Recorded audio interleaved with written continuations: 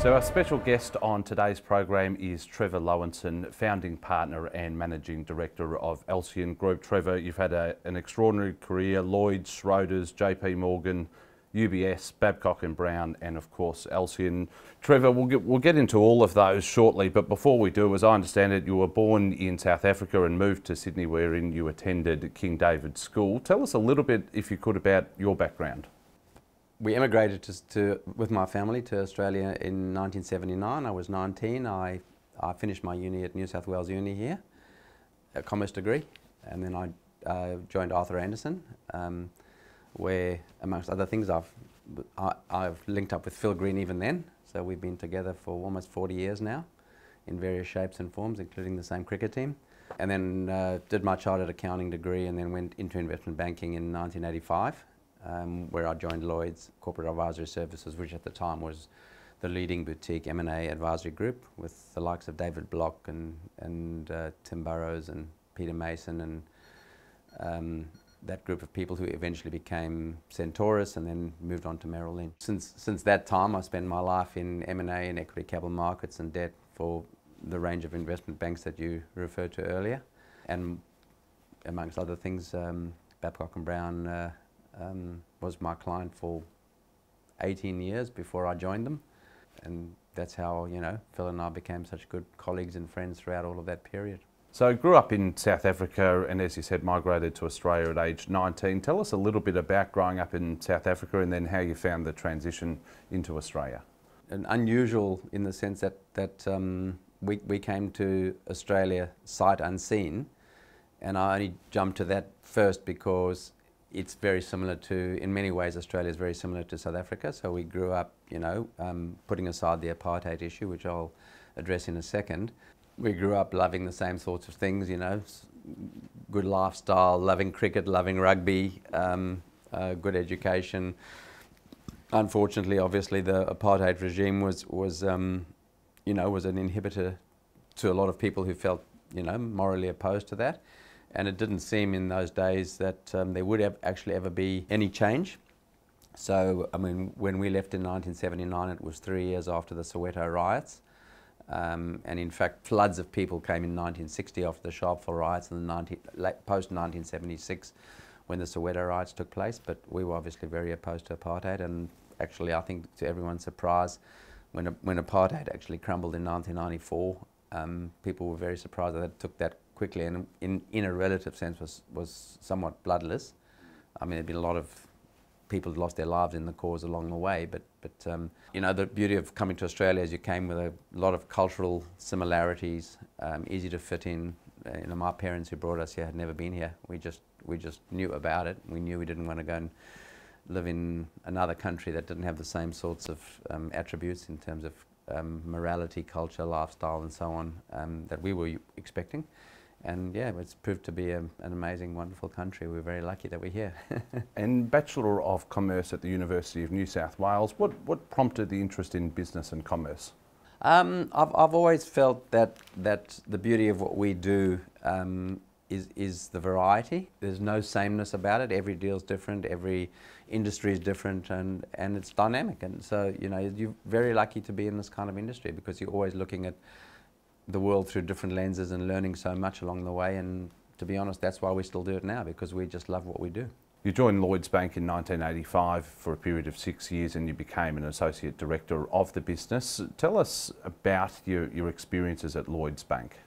It taught me the essence of being an absolutely, you know, committed investment banker. The guys who used to run that business, driven originally by David Block, but very close also to Peter Mason and Arthur Charles and the other drivers of that business, you know, had this philosophy that you always go home with a clean desk. You've done all your work, and if that meant you stayed there until midnight, that's what you do. But we had an incredible service ethos and a work ethic, and I learned a huge amount from those guys. And we were doing M&A. We were on every second M&A deal at that time. And in fact, you know, in 1987 when the crash came, there were a lot of follow-up takeovers that took place post the 1987 crash. it was a phenomenal time. We had an absolute ball. I learned a hell of a lot from those guys. You know, we covered every industry, every business across town, and it was a phenomenal group of people to work with. And actually, when I moved to Schroeders, it was because Peter Mason and Arthur Charles moved across to Schroeders. I went with them to join them at Schroeders, and we just carried on with that same philosophy at Schroeders, where that actually Peter and Arthur had come from Schroeders originally before they joined Lloyds. They were at Schroeders before then. Was there any cultural difference between the way that Schroeders operated and the way that Lloyds operated? Schroeders was more of a globally an investment bank, whereas Lloyds back in the UK was actually a commercial bank. So there was a slightly more investment banking umbrella for the whole Schroeders business, and the Schroeders did have a very successful investment bank in the UK. But in terms of what we were doing in Australia, they were both sort of quasi-boutiques, if you want to call them that. We were running our own show at that point in time. Obviously there are times when you're going to get an international client coming into Australia, an Australian client going overseas, where some international affiliation is useful. But within Australia, you know, it's a home market, it's a home game, it's who you know in the market. I mean, I worked with a bunch of Matthew Grounds and Chris Mackay were at Schroeders in those early days. You know, you look at Barrenjoey, it's the formation of an Aussie company in that respect. A lot of the work that we did was Australian, and it didn't really matter who your owner was. It was what your local relationships were like and what your local reputation was like. So Lloyds, Schroeders, and then by 1997 you were appointed Head of Investment Banking and Joint CEO of JP Morgan Chase. Yeah. Talk me through that period, if you could. So again, just by way of a transition, myself and three other people, Peter Mason, at the time Gordon Fell and Kevin Jacobson, were, let's call it, headhunted to Ord Minnett at the time. So it wasn't JP Morgan at that stage, it was Ord's. Ord's was a very successful broker, but they were looking to boost their investment banking capability. So we all had various roles within that Ord Minnett framework.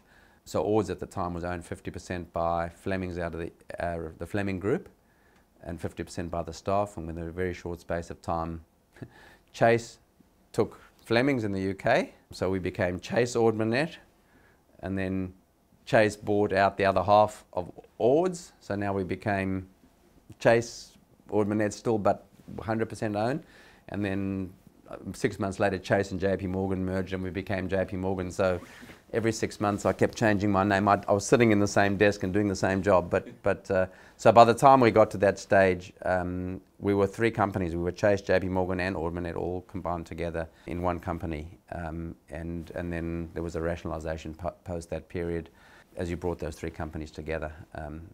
But it became JP Morgan, which is obviously a very, as everybody knows, a very powerful brand name.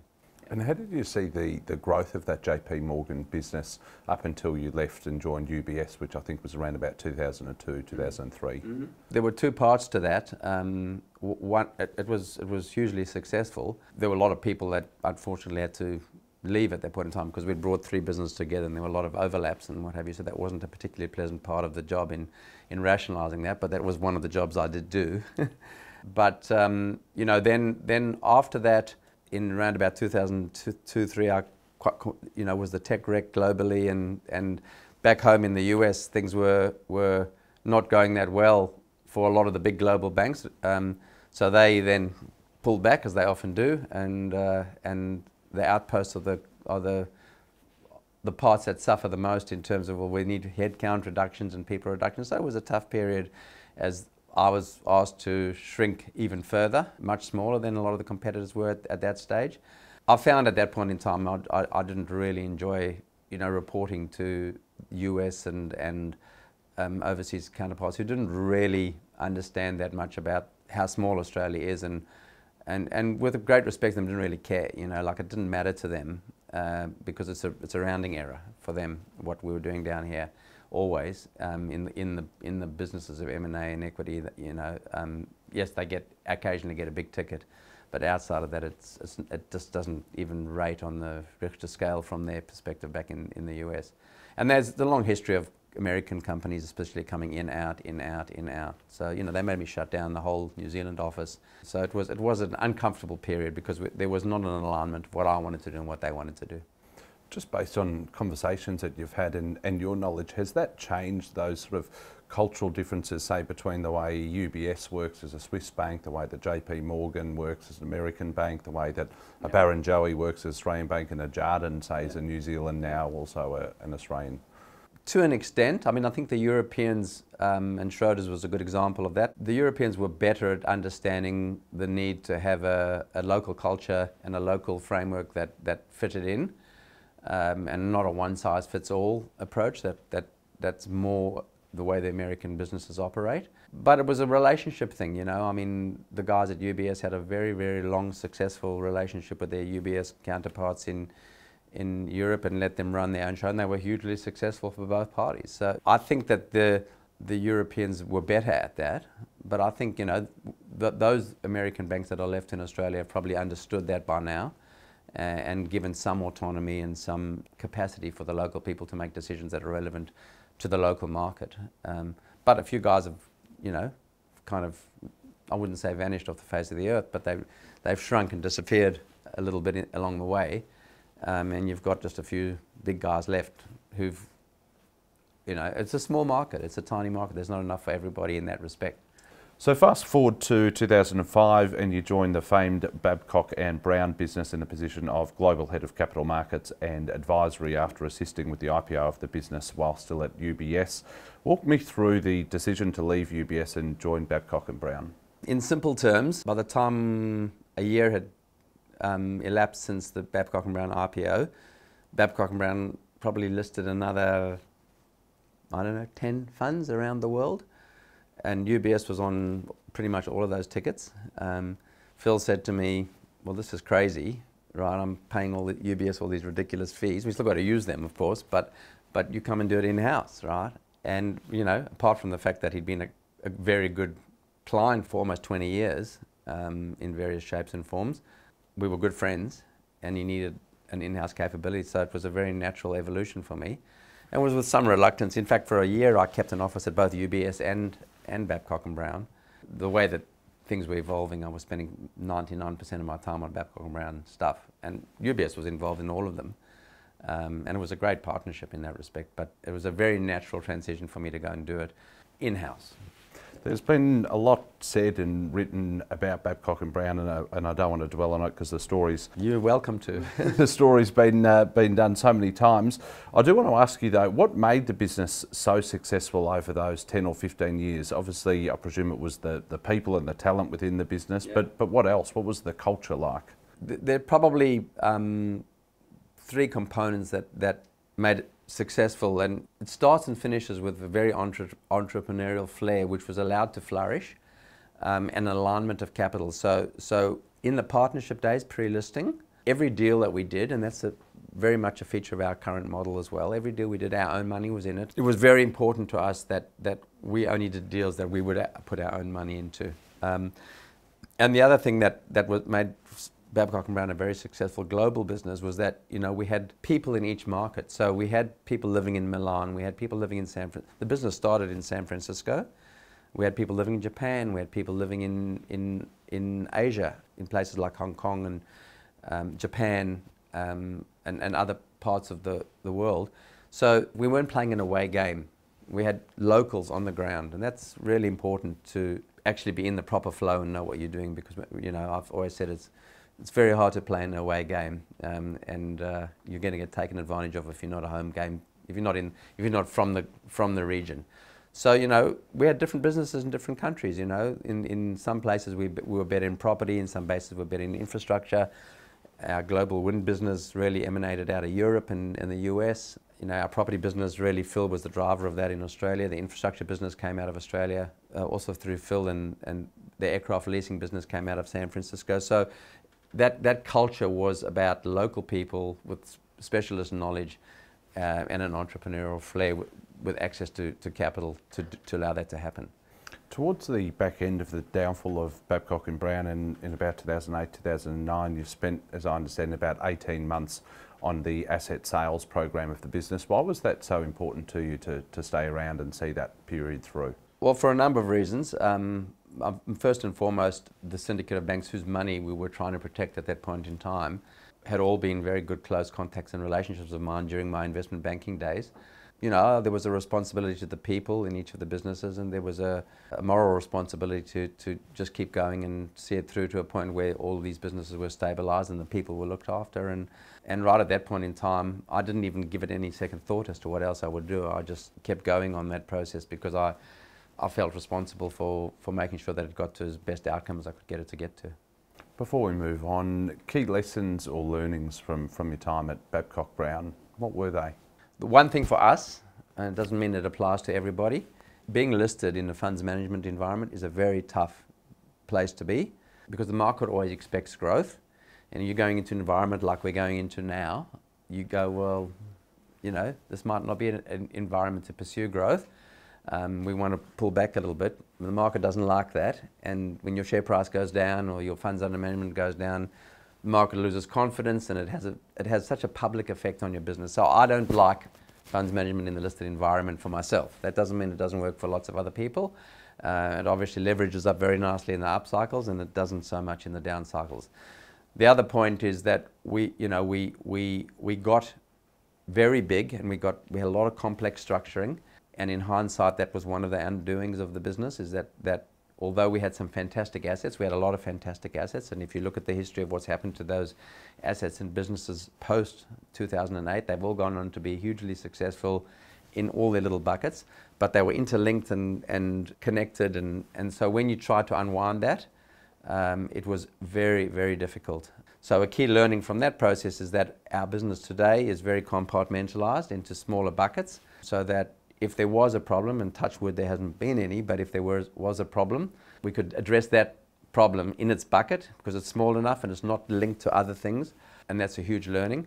And finally, liquidity. Liquidity, liquidity, liquidity. You know, what killed not only us but a whole lot of other people at that point in time was lack of access to cash to unlock those problems. And that was compounded by the complex structuring that I referred to earlier. But the underlying cure is still going to have to be some cash, and you know, be ready for that rainy day. And all of those are things that we adhere to very rigorously in our business today.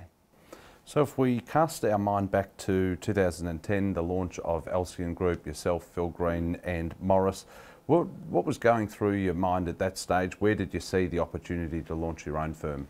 I think the first thing that was going through our mind was brand repair. And I think what we learned, you know, in that period of time is that at the beginning there was a fair amount of anger, if you want to call it that, but then I think people realised that people lost money in lots of things along the way, not just Babcock and Brown, and of course a lot of those people have made a huge amount of money from Babcock and Brown stuff over the years. So what we wanted to do was to focus on doing bespoke, clever deals where we could raise money quickly, and that's one of our calling cards at the moment. So when we do a lot of our transactions now, many times the underlying fundamentals might be something that someone else could assess, but whether they could actually execute and raise the capital in the same speed that we can is very unlikely, because I think we've got a very, very special system and process and capability in that respect, and that's because of our very loyal following of high net worth investors and the fact that we've got a lot of experienced people here who know how to do a deal very quickly and assess a deal very quickly. So we were focused on you know, opportunistic investing within a thematic overlay. And by that I mean we were happy to do private equity deals, we're happy to do credit deals, we're happy to do property deals, but there had to be an underlying thematic around it. So the private equity, maybe that was more opportunistic because we would look at you know, particular corporate situations where there was a dislocation that we could take advantage of. Whereas in the property side, we go, well, we know we are in the residential cycle, we know we're in the shopping centre cycle, we know we are in the office cycle, we know which part of the capital stack we want to be in, and we can change that at a whim. You know, if I walk out of here today and decide that, you know, I don't like industrial property today, I want to get out of it, or I do like it, I want to get into it, I can do that. I'm not looking for some, you know, external asset consultant to tell me that, and I can move ahead of time. And then if we see a specific opportunity and someone says, I need $50 million in 3 weeks' time, there's very few people who can do that. Well, we can say, well, let's look at the fundamentals, speak to the counterparty, and if we like what they're saying, yeah, we'll do that. And they go, well, you know, how are you going to get it done so quickly? Well, we can, right? And you know, we can raise money from our investors in 2 weeks to do that. We've got to do some work beforehand, but we can raise money from our investors in 2 weeks to do that sort of thing. And we've got some funds which you're probably familiar with in terms of access to some of that capital as well. So we like the residential space because it's very deep and it's very liquid, and it's because we've got huge embedded knowledge around all the markets across the country in the residential space. Back to my point earlier about being a home game, you know, we know every block of land in each city and where we will play and where we won't play, and you know, we're very happy to play in those areas where we understand completely. The original deal, which probably Phil talked about when you spoke to him, was totally opportunistic, where we bought a pool of mortgage-backed securities from a US company, and they needed to get out by the 30th of June, and they came to us in the middle of May. So 6 weeks we had to do the due diligence, raise the money and close the deal. But there was a connection that we had with someone who knew about the deal, brought it to us, we raised the money, we did the deal. It was a phenomenal deal. We bought $25 million of assets, which we subsequently sold for 125, and made a lot of money for ourselves and our investors in that respect. And it was all because we could move in 6 weeks. What makes the dynamic between yourself, Phil, and Morris work so well? Is it your different skill sets that are complementary, or is it something else, do you think? Well, I think fundamentally it's a very deep friendship and mutual trust, which has been, you know, we've all been friends for the full 40 years. I met Morris when I first arrived in Australia as well. So I've known them both ever since I've been here, which is now 43 years. And absolutely, we have different skill sets. But we also have a very strong willingness to debate vigorously with each other what we think the right answer is to any particular problem. And then once we've had a good, robust discussion around that, then we unite behind the right answer. And I think you can only do that in an environment where you've got a hugely mutual, trusting partnership. Clearly, investors have responded well. The business has gone from $1 billion in funds under management, I think, in those first 2 or 3 years, to now just over $4 billion, between $3.5 to $4 billion. For now. How have you been able to achieve that growth over? It's really only been 12 years. The biggest part of that growth has been in the property lending area, and that's predominantly been driven by a number of external factors which have helped us. So, you know, the banks have had the Royal Commission 5 or 6 years ago, where they had to pull back on some of their lending, and that opened the door for us and a whole lot of non-bank intermediaries to come into the market. Then all the borrowers, not only in property but outside of property, need some component of their capital that is more flexible, that is shorter term perhaps, that is more linked to a particular situation. So a lot of these borrowers that are taking money from us and the other non-bank intermediaries are looking for another capital source that's going to help them through some of those tougher times or unusual times. That's not to say that we partner with the banks and we work a lot, and we also borrow from the banks when we're buying assets. So we've got good relationships with the banks, but there's a part of the world that they can't fill. And that's what's helped us to grow our business. But particularly in the senior property debt space, you know, at times in the cycle when a property developer needs to exercise an option on a new property, but he hasn't quite finished this one, and he hasn't got his pre-sales quite there, but he can give me his security over this, and he needs to move quickly, we're a better option because we can move quickly. So a lot of our property development partners, we might be, you know, we're on to our 10th, 11th, in some cases 25th or 30th deal with them, alongside their banking relationships. What are the investment fundamentals that you look towards or that you analyse and consider prior to investing in a venture, whether it's on the private equity side or whether it's in the property debt side? Look, I think that what I'd say about our philosophy is that our first and most important foundation is that if you invest with us, you should feel that your capital is safe. It's not a capital guarantee. We feel that we'll never do a deal where there's any real chance that you're going to lose your capital, right? And then it's about, and it's a very, you know, it's not a unique philosophy. It's just something that we're very rigorous about. is that it's proper risk-adjusted returns. We consider ourselves to be very good at assessing risk and then pricing that risk. So that doesn't mean we won't take risk. It means we structure and mitigate and price that risk. And that's a core component of our competitive advantage. So, I don't mind. We were probably ahead of the pack in moving out of residential equity into mezz and then down into senior debt 4 or 5 years ago when the equity side was getting a bit too hot. And we go, well, do I want to earn 20% in equity when I can earn 10% in debt for, a tenth of the risk? And you look at that relativity and go, no, not at that point in time. So we think we're very good at that. Maybe sounding modest, but that's our primary focus, is making sure that everything we do has a proper risk-adjusted return. But we also know that if you're trying to do what everyone else is doing, then you can't earn excess returns for your investors. So you can't just. I'm not trying to be another bank. I'm not trying to be a vanilla lender. I'm trying to be a bit extra for the person who needs our capital. On the flip side, what are the red flags that immediately stand out where you'll just close the book and won't invest? I think it's people. At the end of the day, you're backing people. If you're not comfortable that the person on the other side of the table is going to do what they say they will do, then we don't need to, as I said, no growth for growth's sake for us.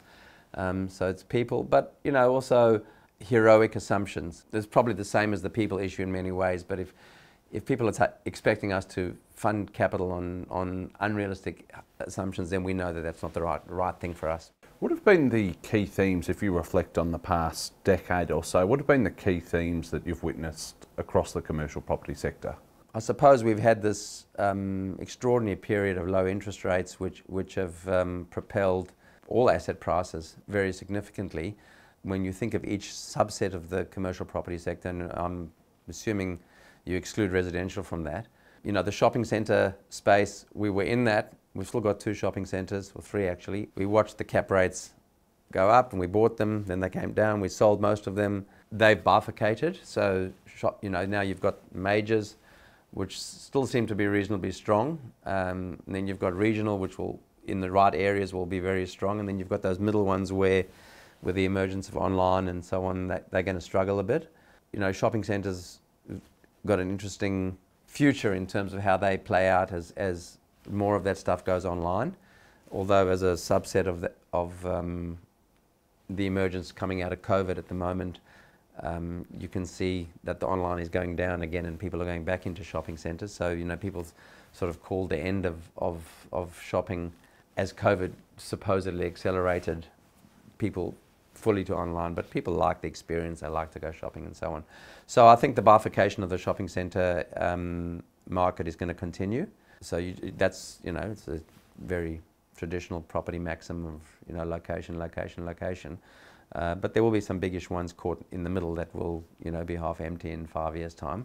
And offices even more that category, with work from home and all that, that was already emerging as a little bit of a theme. Office has been very strong in Australia because there's not a lot of huge new construction that's come on, and vacancy rates across most of our markets have been pretty solid. Occupancy rates have been pretty solid. But how that plays out as people seek now balance their workforce, having 2 or 3 days in the office and 2 or 3 days at home, I think you're going to see a very significant trend towards better quality offices, and then I don't know what's going to happen to all the C grade and minus offices. You mentioned risk earlier. I'm always interested in how you practically analyse risk. Are there 2 or 3 key components of risk in terms of inputs that you look at really closely? Yes, well I think the first part of risk is, if we have to own that, can we deal with it? Because that's where it starts and finishes, right? So that's the number one issue for us. The second part is how much capital it would need in a call it a disaster scenario to actually see it through. Can we get access to that?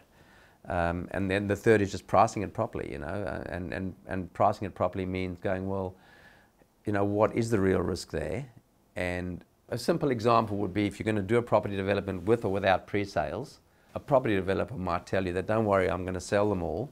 I go, well, then you can choose, you can either come pre-sell and we'll give you a lower rate, or you don't pre-sell and we'll give you take a high rate, because we're sharing that risk. And I don't care whether you think it's not a risk. I know it is a risk. It may not pan out to be one, but I'm pricing it because I know it's there, right? And a lot of people, and that's just a simple example. I mean, in every deal that we look at, there's a different kind of risk. And I think we're very good at identifying those specifics and just pricing them. As I understand it, Alceon now has two funds in particular, one being the Australian Property Fund, which 70% core, 20% value add, 10% development or thereabouts. Take us through both of those funds, if you could. I mean, the property fund is really just a diversified property fund, which is run by Grant Acheson. It's a conservative fund. It's designed to perform better in worse markets and worse in better markets, so that it's less volatile. It doesn't have any heroic aspirations in that respect, and it's been a very consistent performer. He's done a great job, Grant. And then the debt fund is really, in terms of our core of being a very, very successful partner to property developers. It's where we're doing our residential debt lending predominantly, and the reason why we're getting outsized returns for that fund is that we don't have 10-year loans in that sit there forever. They churn over pretty quickly because we're helping people finish developments, do developments, exercise options and so on. And so we're continually putting new loans in and other loans maturing. But it also means that we're resetting risk the whole time for current risk, and also because we're doing some of those sort of more bespoke loans for property developers, getting better returns for our investors. The other aspect that I wanted to ask you about is the turnaround of retail businesses, which has been more so on the private equity side of the business. Take us through some of those turnarounds. I know you've had involvement in some of them, being Harris Scarf and Non-EB and others, and then the business has also had some wins with Mosaic Brands, with Think Childcare, with SMS Healthcare. What do you like about private equity, and then how have you been able to turn around some of those, in particular those retail businesses? Right. Well, I think that in private equity, again, while we would have a thematic overlay, our success in private equity is looking for dislocated situations. I mentioned that a little bit earlier, that we look for a situation where you're in the wrong hands, or there's an obvious thesis around why it's not in the right place, and we look to fix that. So actually the original proposition on Mosaic, which was previously Non-EB at the time, was it was a publicly listed company, but a family owned 40% of it, and they were selling and was losing money at the time. And we were approached by a CEO, which is Scott, to say, I know how to turn this thing around. So we participated in that process, and it was a turnaround story, and he did a fantastic job. And then we bundled up a few other businesses to grow it and get some synergies out of it. Unfortunately, in that particular one, the bushfires and then COVID have not helped that, and so that's been a very tough gig for Scott over the last 3 years. But we bought another business called Cheapest Chips. We bought that from a vendor who'd owned the business his whole life. It was going okay, but we put in a new CEO, Nick Abood, who's done a fantastic job in turning that around, or growing it in a very successful niche. So that's been a fantastic success. They're not always turnarounds. On Think, ultimately that was a situation where we had a huge amount of respect for the promoter there, Matt, and he was a bit like I was saying earlier. He was in a listed company which the market didn't understand that well. He had a lot of development side of it, so he was looking to find a way to privatise it and run it, the way it should be run rather than for the listed markets. Went through a complex set of evolutions where a global group called Busy bid for it. We had bought a stake. We ended up selling them the operating business and keeping the development business in partnership with Matt. Again, very good example of our ability to be flexible and to change tack once circumstances change, but to ride with Matt all the way through to a successful outcome for him and for all the investors in Think. So I thought we'd close with a few more general questions, in particular residential property market in Australia. What's your outlook on that? I think first of all, there's a tendency towards hysteria in terms of property price corrections. There's not a lot of focus on perspective around what that actually means. So, if something's fallen even 20% in the last 12 months, but it went up 30% in the 12 months before that, that means it's up 10, according to my arithmetic. So that's not to say property prices haven't fallen and aren't falling at the moment. They clearly are, and they should in the context of some of the rises that have happened. So I would say that our market, and many people know this fact, I'm not saying something that hasn't been said many times before, have been calling for the collapse of the Australian property market for 30 years, and it hasn't happened, or 40 years it hasn't happened, and I don't think it will happen again. And the reason is that there's a supply-demand equation which remains very resilient. We've had a period of under-immigration, if you want to call it that. Australia is a hugely desirable destination for people to come and live, and it will continue, and it will underpin growth in the property market. And with all the aspects of property development slowing down in terms of less developers, less access to finance, harder to get tradies, construction prices going up, all of that is slowing down construction. So we're going to get to a situation where there's a supply-demand imbalance, and that will underpin prices at a level. Now, that's not to say for a moment that interest rates aren't going to hurt for a little while, but they will revert in due course, and so I see a floor at a reasonable price. There will be some people at the margin at the end of that period who are going to get hurt, unfortunately. That is always not the whole market. That's just that last little sliver.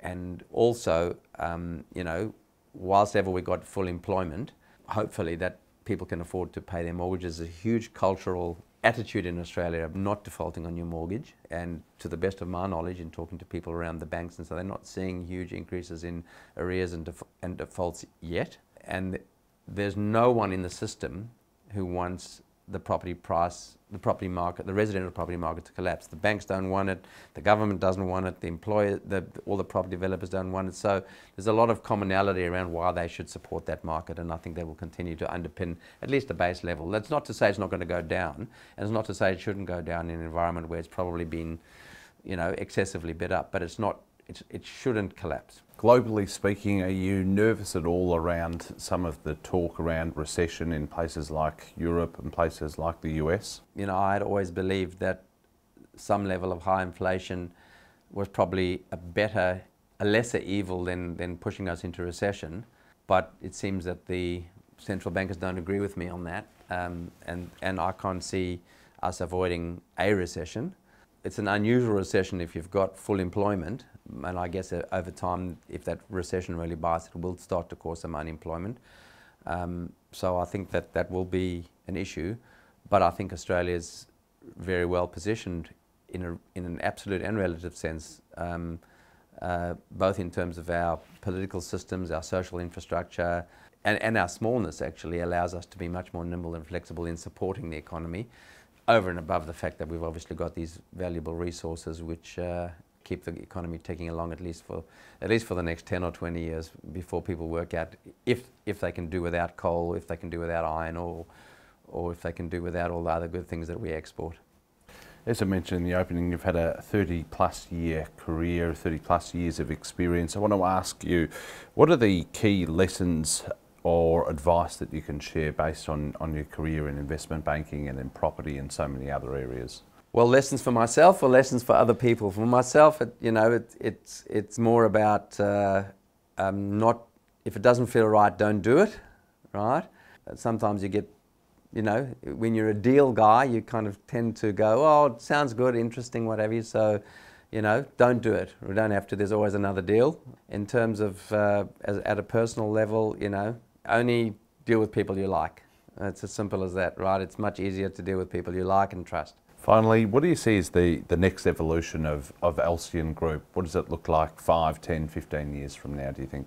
I think that, we've got capacity for some really good growth in our funds under management to a level that's probably, maybe 20% on top of, so up to double where we are now. But our desire to make sure that we have this philosophy of having fun and enjoying ourselves and not becoming overly bureaucratic and institutional in our ability to respond to opportunities. We have got institutional investors, we have got wholesale investors, we're embracing them and bringing them onto our platforms. But in order to deliver superior returns, we can only get so big. And I think that's our challenge and opportunity for the next 5 to 10 years, is to get to that level where we maintain that level of profitability.